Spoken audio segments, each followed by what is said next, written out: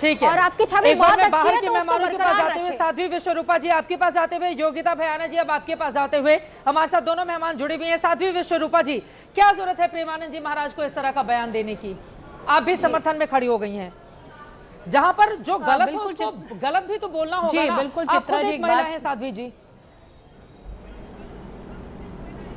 बिल्कुल बिल्कुल चित्रा जी, निश्चित रूप से फिर वही बात आ गई है कि अपने एक संत को अपने शब्दों पर संयम रखना चाहिए। वो क्या बोल रहा है, क्या नहीं बोल रहा है, वो किस पर क्या असर पड़ रहा है। निश्चित रूप से मैं भी आहत होती हूँ इन बातों से, ऐसा नहीं होती हूँ, फिर भी एक नजरिया, इसे समझने का नजरिया है जो हमारे अभी जो सामाजिक पतन हो रहा है, नैतिकता का जो हमारे नैतिक मूल्यों से हम गिरते जा रहे हैं। आज का आप समाज देख लीजिए, और उन्होंने दोनों के लिए बोला, ऐसा कोई महिलाओं को अपने ऊपर लेने की जरूरत नहीं है, उन्होंने पुरुषों को भी बोला है और एक बात कही है। क्योंकि जो धार्मिक को एक प्रवक्ता होता है, एक संत होता है, वो निश्चित रूप से धार्मिक प्रवक्ता है और उसकी ड्यूटी बन जाती है, उसका पुरुषों पर बहुत ज्यादा इसका फर्क नहीं पड़ता है, पारिवारिक रूप से भी, सामाजिक रूप से भी। लेकिन महिलाओं और बच्चियों को लेकर इस तरह का बयान आएगा तो परिवार से ही शुरू हो जाएगा कि अब इसको बाहर नहीं जाने देना है, इसको को एजुकेशन में पढ़ाई नहीं करने देना है, यूनिवर्सिटी नहीं भेजेंगे।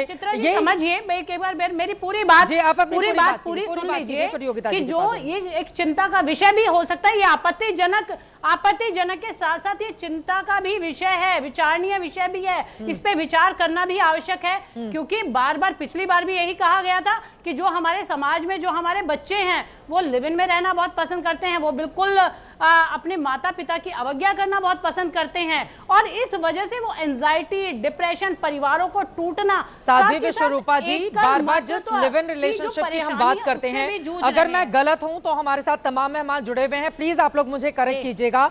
आदिवासी समाज में किसी भी बच्ची की शादी के पहले लड़के और लड़की को यह आजादी दी जाती है कि वो एक दूसरे को जानने और समझने के लिए एक साथ रहें, एक दूसरे के साथ ज्यादा से ज्यादा समय बिताएं। जिन चीजों को लेकर हम क्रिटिसाइज कर रहे हैं, हमारे समाज का एक वर्ग है जहां पर खुलापन आज से नहीं, सालों से इसी तरह चला आ रहा है। अगर मैं कहीं भी गलत होंगी आप मुझे करेक्ट कीजिएगा, लेकिन सवाल यह है कि अगर हम सभी को तौलेंगे फिर वो ठीक नहीं है।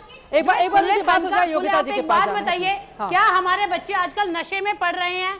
सिर्फ अपनी स्वतंत्रता को लेकर नशे में पड़ रहे हैं? बहुत सारे बच्चे जो हमारे पास आते हैं, या बहुत सारे पुलिस वाले जो मेरे पास आते हैं, वो बताते हैं नशे में पढ़ना और चरित्र हनन करना दोनों में फर्क होता है। नशे में पढ़ना, चरित्र हनन करना दोनों में फर्क होता है। 100 लड़कियों में से 2-4 ही चरित्रवान हैं। अब ऐसी मतलब इस तरह का बयान आप समझ रही हैं? जो सुनिए, जो एक शब्द है उनकी मर्यादा रखनी चाहिए, परंतु जो अगर कोई सलाह दी जाए माता पिता, चिंता का हमारे समाज में नहीं तो जानवर और मनुष्य में फर्क क्या रह जाएगा? एक व्यवस्था है, व्यवस्था के उस रूप में ही रहना चाहिए। मैं ये नहीं कह रही कि महिलाओं को दबाना चाहिए।